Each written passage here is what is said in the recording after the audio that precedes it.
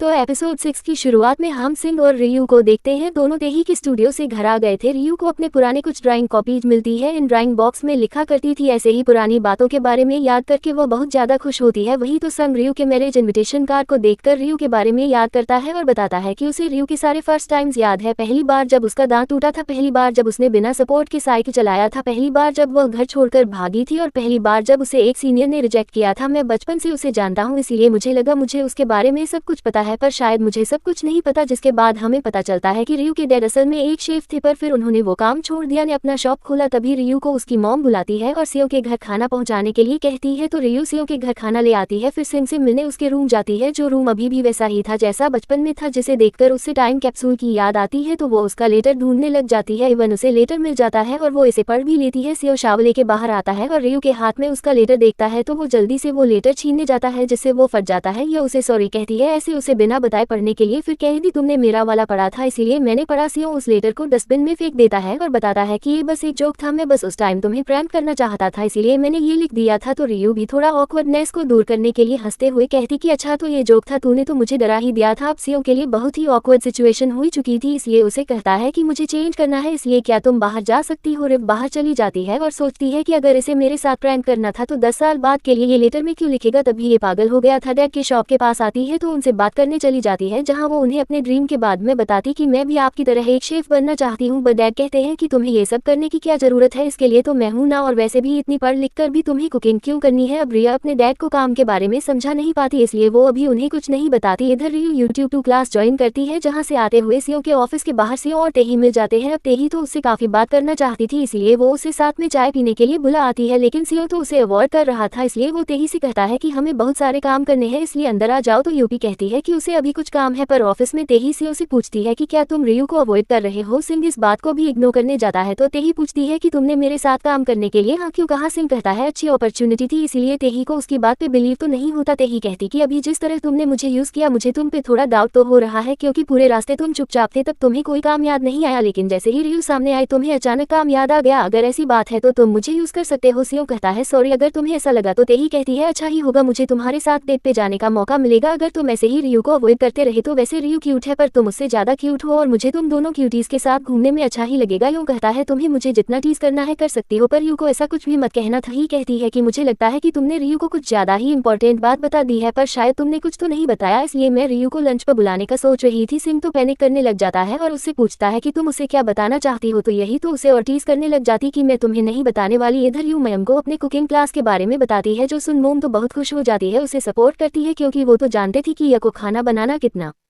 ज्यादा पसंद था। तो इसी को सेलिब्रेट करने के लिए आज शाम तीनों दोस्त पार्टी करने का सोचते हैं। मुहिम सियो को कॉल करके रियू की कुकिंग क्लास ज्वाइन करने के बारे में बताती है। इस खुशी में शाम को पार्टी में बुलाती है, पर सियो काम का बहाना कर देता है। सियो घर आ रहा था, तभी उसे रास्ते में दानो मिल जाता है, तो उससे बात करते करते उसके घर तक पहुंच जाता है। उसे पता चलता है कि ये तो मुहिम के घर के बगल में रहता है, तभी वो यू से भी मिलता है। अब इन दोनों की अच्छी खासी दोस्ती हो गई थी, इसीलिए दान उसे कॉफी के लिए इन्वाइट करता है, जहाँ दोनों बहुत सारी बातें करते हैं। तो यहाँ संग उसे अपने दोस्त का नाम बताकर अपनी ही कहानी दानो को बताता है कि मेरा एक दोस्त है जो अपनी बचपन की फ्रेंड को लाइक करता है। अब पसंद तो वो हाई स्कूल से करता था, लेकिन अभी तक वो अपनी फीलिंग्स खराब होने का साथ कॉलेज आए पर वो लड़की दूर चली गई। एक दिन पता चला कि उसका बॉयफ्रेंड है, इवन उनकी शादी भी होने वाली थी, इसलिए उसे लगा कि वो मूव ऑन कर चुका है, लेकिन शादी नहीं हुई और वो लड़की वापस चली आई। उसे देखकर मेरा दोस्त फिर से कंफ्यूज हो गया, इसीलिए वो उसे अवॉइड करने लगा। धानु पूछता है क्या उस लड़की को तुम्हारी दोस्त की फीलिंग्स उस लड़की को पता चल जाएगा। मेरे दोस्त ने अपनी फीलिंग्स से साथ है, वो दोनों इतने अच्छे दोस्त थे, इसलिए वो तब भी कंफ्यूज रहता था और उसे डर भी रहता था उनकी दोस्ती खराब होने का, इसलिए वो अपनी फीलिंग्स करना पड़ रहा है। और तभी हम देखते हैं कि इनकी बातें तो बाउंड्री के पीछे चुपकर मुहिम सुन रही थी। वो कहती कि अच्छा तो इसका यही काम था, पर ये संग अभी भी फिट्टू ही रह गया। तभी हमें पता चलता है कि मुहिम ने ये लेटर तो जिस दिन उन्होंने टाइम कैप्सूल जमीन में गाड़ा था, उसी रात को निकलकर उसने सारे लेटर्स पढ़ लिए थे। अब मुहिम को उससे पहले से ही डाउट था, इसलिए रियू को पसंद करता है और वो लेटर पढ़ने के बाद कंफर्म हो गई थी, यानी मुहिम तो हाई स्कूल टाइम से इनके बारे में जानती थी। तो मुहिम कहती कि ये फट्टू अभी तक इतना डरपोक है। दानो उसके दोस्त के लिए एडवाइस देता है कि मेरे ख्याल से उसे हिम्मत करके करके अपनी फीलिंग्स बता देना चाहिए। इधर रियू के डैड हर दिन बहुत लेट से जाग रहे थे, इसलिए रियू की मम उन पर गुस्सा करती थी। फिर मोबाइल चेक करती तो उनके बैंक से पैसे विड्रॉ होने का मैसेज देखती है। इधर रियू का कुकिंग क्लास यंग के ऑफिस के पास था, इसलिए सुबह सुबह उसे सिंग मिल जाता है तो वो उसे अपने कुकिंग क्लास के पहले दिन के बारे में बताती है और इस बारे में अपने मॉम डैड को बताने से मना करती है। अब इनके बीच अभी भी सिचुएशन ऑकवर्ड था। ली सेयोंग कहता है नहीं बताऊंगा और अंदर चला जाता है और अंदर जाकर वो तो रियू के कुकिंग कोर्स के बारे में पता करने लगता है। इधर कुकिंग क्लास में रियू का पहला दिन बहुत ही अच्छा जाता है और इधर सेयोंग रात को घर लौटते हुए एक पब के बाहर रियू के डैड को किसी लेडी के साथ देखता है तो वो उनकी शॉप आकर इस बारे में पूछता है। रियू के डैड उसे इस बारे में बताते हैं पर रियू और उसकी मम को इस बारे में बताने से मना करते हैं। अब क्या बात थी ये तो हमें थोड़ी देर बाद पता चलेगा। इधर महिला मंडल में बात छिड़ जाती है अपने पतियों के बारे में तो रियू की मॉम बताती है कि रियू के डैड काफी दिन से बहुत लेट से घर आ रहे हैं। पिछले कुछ दिनों में उन्होंने 3 फ्यूनरल अटेंड किया, इसमें उन्होंने बहुत सारे पैसे भी दिए। तभी एक दोस्त बताती है कि उनकी शॉप तो बहुत जल्दी बंद हो जाती है तो फिर वो लेट घर कैसे आते हैं। अब तो रिया की मॉम को डाउट हो जाता है कहीं उनका अफेयर तो नहीं चल रहा, इसलिए वो जल्दी से घर आती है और उनके रूम को चेक करने लगती है जहां उन्हें एक लोन का बिल दिखता है जो देखकर वो तो परेशान हो जाती है। इधर कन्वीनियंस स्टोर के बाहर धानु और मोहिम की फिर से मुलाकात होती है। धानु अकेले ड्रिंक कर रहा है तो मोहिम उसे डांटने जाती है, कभी उसे अपनी बेटी के साथ होना चाहिए। तो धानु बताता है कि वो एक किंडरगार्टन कैंप पे गई है तो यू के बारे में दोनों काफी बातें करते हैं। मोम इनडायरेक्टली योंदू की मॉम के बारे में पूछती है, इस पे दानो बताता है कि वो बहुत दूर चली गई है। जो सुन मोहिम इस बारे में और कुछ नहीं पूछती तो मोहिम उससे एक छोटी सी रिक्वेस्ट करती है। अब यू क्योंकि मोहिम से गुस्सा है तो उसे मनाने के लिए उसे क्या करना होगा ये बताने के लिए कहती है, लेकिन दानो थोड़ा सा पीकर ही टली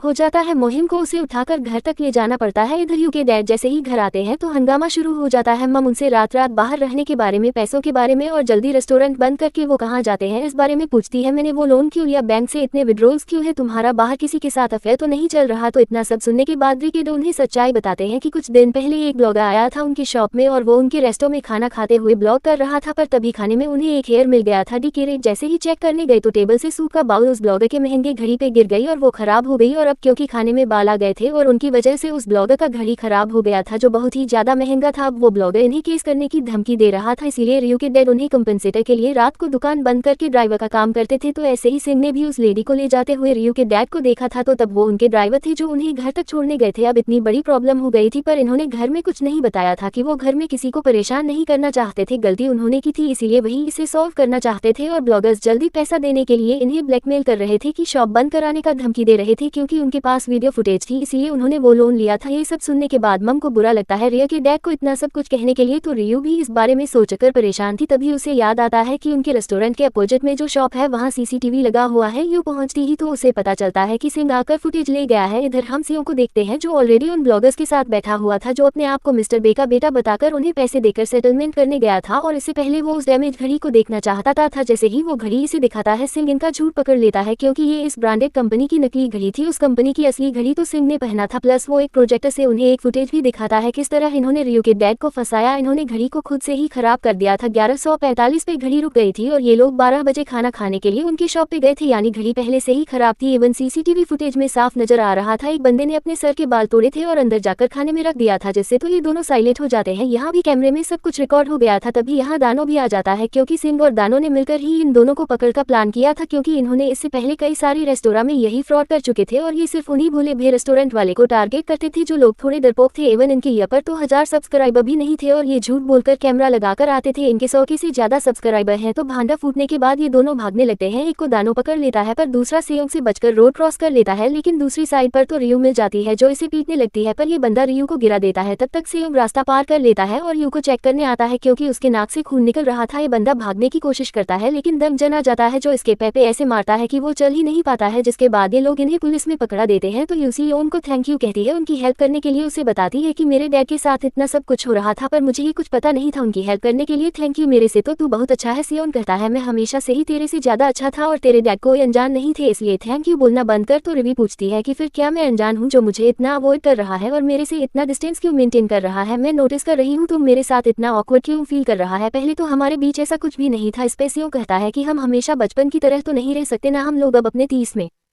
है, मेरी लाइफ अलग है, तेरी लाइफ अलग है, इसीलिए बचपना बंद कर, पास में जीना बंद कर, बात बात में मेरी खिड़की पे नॉक करना, मेरे रूम में घुसाना, ये सब बंद करके हमें एक दूसरे की प्राइवेसी को रिस्पेक्ट करना चाहिए। अब ये सब सुनने के बाद री को तो बिल्कुल भी अच्छा नहीं लग रहा था। उसे बार बार सिंह के ही ख्याल आ रहे थे। उसे तो रात को नींद भी नहीं आ रही थी। उसे समझ आ जाता है कि संग उसका लेटर पढ़ने के लिए उसे नाराज है, इसलिए वो अभी उसे विंडो पे बुलाने का सोचती है, लेकिन उसे अभी फिर से उसकी प्राइवेसी वाली बात याद आ जाती है, इसलिए विंडो बंद करके सोने की कोशिश करती है। पर इधर हम देखते हैं कि संग तो खुद ही विंडो के सामने खड़ा था और उसे खुद बुरा लग रहा था रियू से ये सब कहने के लिए, क्योंकि वो फिर से उसी कंफ्यूजन में आ गया था दोस्ती और प्यार में। तो अगले दिन रियू कुकिंग क्लास में जाती है, नया डिश बनाने के लिए कहा जाता है तो वो उसे बनाकर सीओ के ऑफिस के बाहर वेट करती है। सीओ के आते ही वो उसे थैंक यू उसकी कुकिंग क्लास का बनाया हुआ पहला डिश, जो कि वो पहली चीज थी जो सीओ ने बचपन में पहली बार कोरिया आकर खाया था। सीओ पूछते हैं तुझे ये बात क्यों याद है? डेव कहती है ऐसे ही, हम बचपन से तो साथ हैं इसलिए मुझे तो पता होगा ही ना, इवन तेरे मॉम डैड से भी ज्यादा मुझे तेरे बारे में पता है। सीओ कहता है क्या तू मुझे सच में जानती है? जो वो बहुत ही सीरियसली कहता है। यह पूछते हैं क्या कहना चाहता है? सीओ कहता है तेरी मेमोरीज का कोई मतलब नहीं है, ये सब पास्ट की बातें, इसीलिए मुझे पास्ट की बातें याद दिलाकर परेशान करना बंद कर। हम लोग अब बच्चे नहीं रहे, इसलिए अब तू मेरा पीछा छोड़ दे। दव कहती मैं तेरे पीछे नहीं आती और सीओ कहता है कि प्लीज मुझे अकेला छोड़ दे और अब से मेरी जिंदगी में इंटरफेयर करना बंद कर। पर यू कहती है बिल्कुल नहीं, मैं तेरी लाइफ में डांट करते रहूंगी। क्या तूने कभी मेरे घर आने के लिए पहले परमिशन ली थी? नहीं ना, तो फिर मुझे क्यों मना कर रहा है? हम लोग क्लोज है इसलिए तो हमें ये सब अलाउड है ना, तो ये दूर रहने की बात कहाँ से आई? जो सुन सीओ अब चिल्लाकर कहता है कि अब बस कर, तू तो भी वही कर रही है, तेरी वजह से मेरा दिमाग खराब हो जाता है। ये बोलकर वो जाने लगता है। अब रियू को समझ नहीं आ रहा था कि उसने ये सब क्यों कहा, तो उससे जाते जाते सिनकेबा बारे में ही याद आता है। यूके वॉइस ओवर से हमें सुनाया जाता है जिसमें वो कहती है कि मुझे सीओ के सारे फर्स्ट के बारे में याद है, यानी सीओ का हर पहला काम, उसका first time banana milk shake पीना, उसका पहली बार स्विमिंग करना, पहली बार जब वो छुट्टियों के बाद मुझसे हाइट में बड़ा हो गया था। पर तभी रियू को याद आता है कि उसे सीओ के पहले प्यार के बारे में पता नहीं है, क्योंकि कॉलेज जाने से पहले रियू को पता चल गया था कि सीओ को किसी पे क्रश है, लेकिन फिर उसे उस लड़की के बारे में कुछ पता ही नहीं चला था, यानी उसे सीओ के पहले प्यार के बारे में पता नहीं था। इसीलिए वो सिंह से पूछने के लिए उसके पीछे भागती है। सिंह जो काफी दूर चला गया था वो वापस आ रहा था, तभी उससे बात करने के लिए रोकती है, पर सिंह नहीं रुक रहा था, इसलिए रियू अपना हील निकाल कर उस पर फेंकते हैं तो सिंह पीछे मुड़ता है। तो रियू पूछती है तेरे कहने का मतलब क्या था? और इसी के साथ एपिसोड 6 का एंड यहीं पर होता है। तो अब क्या संग उसे बता पाएगा या रियू को पता ही नहीं चलेगा? संग के पहले प्यार के बारे में देखेंगे अगले एपिसोड में, और अगले एपिसोड्स काफी इंटरेस्टिंग होने वाले हैं क्योंकि एंट्री होने वाली है रियू के एक्स बॉयफ्रेंड की, जिसके आने पर संग क्या करेगा।